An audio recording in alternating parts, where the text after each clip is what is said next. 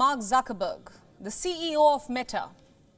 He's set to pull off a Musk. Why do I say that?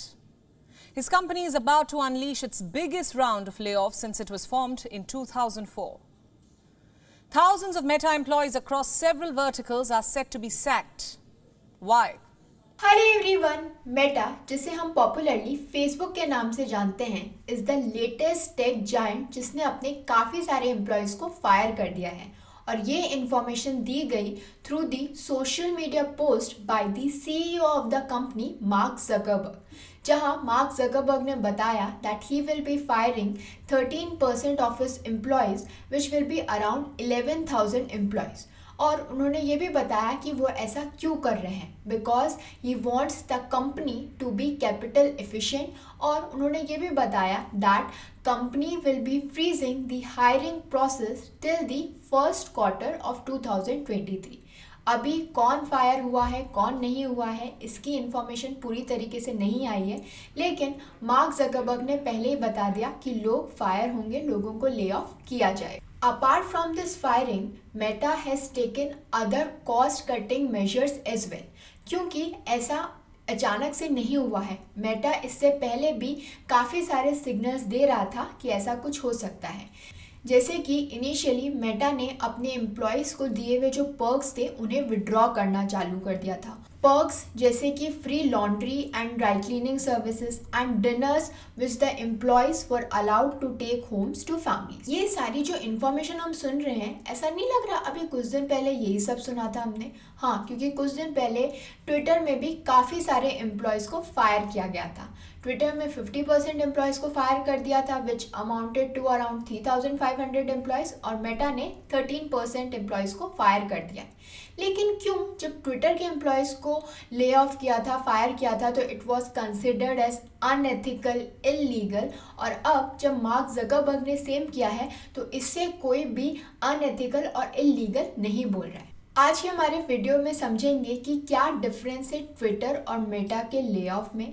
साथ साथ हम ये भी देखेंगे कि क्या प्रॉब्लम है, ये ले ऑफ क्यों हो रहे हैं, इसका इकोनॉमी पे क्या असर है, और मेटा क्या क्या दे रहा है अपने एम्प्लॉयज़ को। तो सबसे पहले हम समझते हैं that why Meta was forced to fire thousands of its employees. So there are two reasons for that. पहला तो है फॉलिंग रेवेन्यू, और दूसरा है because it is pouring a lot of money into its metaverse project.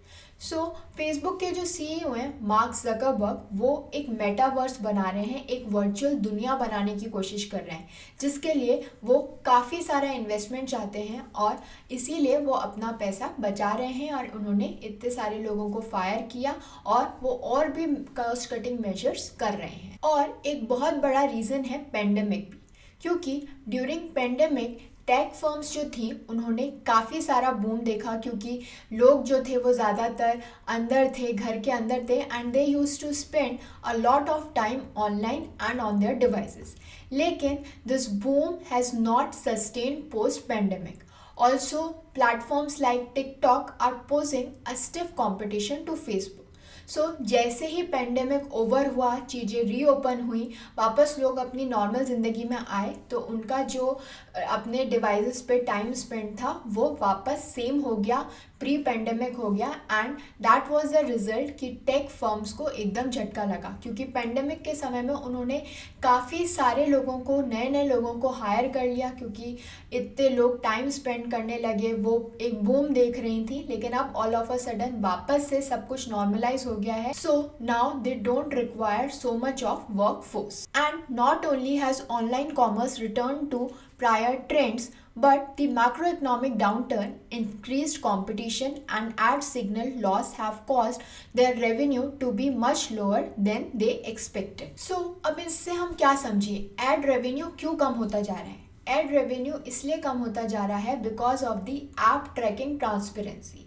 ये जो Apple है उसने इंट्रोड्यूस किया है app tracking transparency in the iOS, जिससे वो अलाउ करता है यूजर्स को to refuse permission to developers to create a unique ID that tracks them and serves ads based on their behaviour. So अभी तक क्या हो रहा था, आप जो है उनको अलाउ करते थे, जब तक आप उन्हें अलाउ नहीं करेंगे तब तक वो आपको ऐप यूज़ नहीं करने देते थे। आप उनको काफ़ी सारी चीज़ों की एक्सेस दे देते थे और आपके इंटरेस्ट के हिसाब से कि आप कौन सी पोस्ट पे कितना टाइम ज़्यादा लगाते हो, कितना टाइम स्पेंड करते हो, उसके बेसिस पे वो आपको एड्स दिखाते थे, आपकी इंटरेस्ट की चीज़ें दिखाते थे।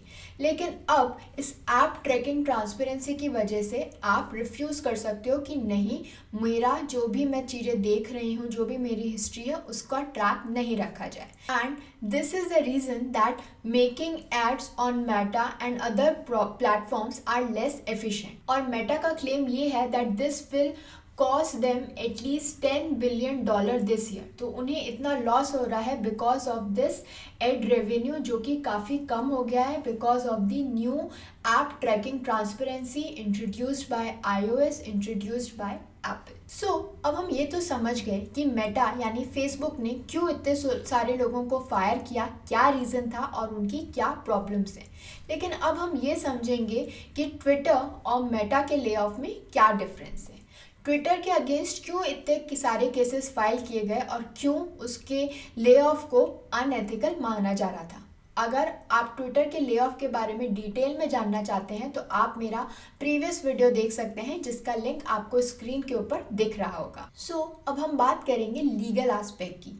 क्योंकि ये दोनों ही कंपनियां यूएस की हैं, तो हम समझते हैं कि यूएस लॉ का क्या कहना है इस रिगार्ड के बारे में। जो federal worker adjustment and retaining notification act है, वो ये कहता है कि वो बिजनेसेस जहाँ पे 100 या उससे ज़्यादा एम्प्लॉयज़ काम करते हैं, they should provide 60 days notice before engaging in mass layoffs. ये एक्ट जो है, ये जो लॉ है, वो डिफाइन करता है mass layoff as those which affect at least 500 people during a 30-day period. या फिर आप ये समझ लें कि कंपनी की जो वर्कफोर्स है, जितनी भी वर्कफोर्स है, उसके अगर 1/3 लोग जो हैं अफेक्ट हो रहे हैं, अगर 1/3 लोगों को ले ऑफ किया जा रहा है तो उसे मास ले ऑफ माना जाएगा। या तो एम्प्लॉयर एम्प्लॉयज़ को नोटिस दे 60 दिनों का, या फिर उन्हें उतने दिनों की सेवरेंस पे दे। एंड इन केस एम्प्लॉयर ऐसा नहीं कर रहा है तो उस पर पेनल्टी इम्पोज की जाएगी under the WARN act. So वो पेनल्टी क्या होगी? According to the WARN act, the employer will be ordered to give laid off workers 60 days of back pay, and the law also imposes penalties of $500 per violation per day। तो ये जो penalty है वो impose की जाएगी employer पर अगर वो वॉर्न एक्ट फॉलो नहीं कर रहा है। अगर हम बात करें ट्विटर की केस में, तो ट्विटर ने जब अपने एम्प्लॉयज़ को निकाला था, ले ऑफ किया था, उसका कोई भी प्रोसीजर नहीं था। सडनली एक दिन उन्होंने उन लोगों से कंपनी के एक्सेस, कंपनी के ईमेल का एक्सेस जो है वो छीन लिया था और उसके थ्रू वो समझ गए थे कि उन्हें ले ऑफ कर दिया है। ये कोई प्रॉपर प्रोसीजर नहीं है। जब काफ़ी सारे लोगों ने ट्विटर के अगेंस्ट केस किया तो ट्विटर ने कहा that they will pay the severance पे, लेकिन उन्होंने ढंग से प्रोसीजर फॉलो नहीं किया। On the other hand Meta ने जो है प्रॉपर प्रोसीजर फॉलो किया, नोटिस दिया, साथ साथ उन्हें सेवरेंस पे भी दे रहा। लेकिन on the other hand Meta ने पूरा ढंग से प्रोसीजर फॉलो किया, उनको ईमेल भेजा, उन्हें नोटिस दिया जा रहा है, साथ साथ उन्हें सेवरेंस पे भी मिल रहा है। अब हम समझेंगे कि मेटा क्या क्या दे रहा है अपने एम्प्लॉयज़ को, to those employees who are being laid off, who will be fired. सबसे पहले तो मेटा के एम्प्लॉयज़ को सेवरेंस पे मिलेगा which will be 16 weeks of base pay plus 2 additional weeks for every year of service with no cap. दूसरी चीज़ जो उन्हें मिलेगी वो मिलेगा पेड टाइम ऑफ, जिसे हम पर्सनल टाइम ऑफ भी कहते हैं। यानी जब आप कंपनी के लिए काम कर रहे होते हो, काम करते समय भी जब कोई आप टाइम ऑफ लेते हो तो उस समय भी कंपनी आपको पैसे देती है। So in short we call it as PTO which will be provided for all the remaining PTO time. तीसरी चीज़ जो उन्हें मिलेगी, it will be a restricted stock unit. ये एक अवार्ड ऑफ स्टॉक शेयर्स होता है which is usually given as a form of employ compensation. So everyone impacted by this firing will receive their RSU, which is restricted stock unit, till नवंबर 15 2020, यानी नवंबर 15 2020 तक 22 तक उनका जो भी वेस्टिंग था वो उन्हें पूरी मिलेगी. Then they will also be provided with the health insurance. Company will cover the cost of healthcare for people and their families for 6 months even after they are fired. In regard to the career services, the company will provide 3 months of career support with an external vendor including early access to unpublished job leads. यानी उन्हें job ढूंढने में भी मदद करेंगे, उन्हें career services भी provide की जाएगी. They will also be provided with immigration support. Because बहुत सारे लोग दूसरी कंट्री से भी आके काम करते हैं, दे आर ऑन वीज़ा, और सडनली अगर उन्हें निकाल दिया जाएगा कंपनी से तो उनके वीज़ा का क्या होगा. So there is a notice period before termination and some visa grace periods, which means that everyone will have time to make plans and work through their immigration status. So the company has dedicated immigration specialists to help guide the employees based on what they need and what their family need. तो उन्हें पूरा information मिलेगी कि अब उन्हें क्या करना चाहिए, उन्हें कैसे वीज़ा मिल सकता है, उनका टाइम पीरियड कैसे एक्सटेंड हो सकता है. और जो लोग यूएस के बाहर के ऑफिस में काम कर रहे हैं, they will also be provided with the similar support. So I hope this information was helpful to all of you. Please do like, share and subscribe to my channel. Thank you.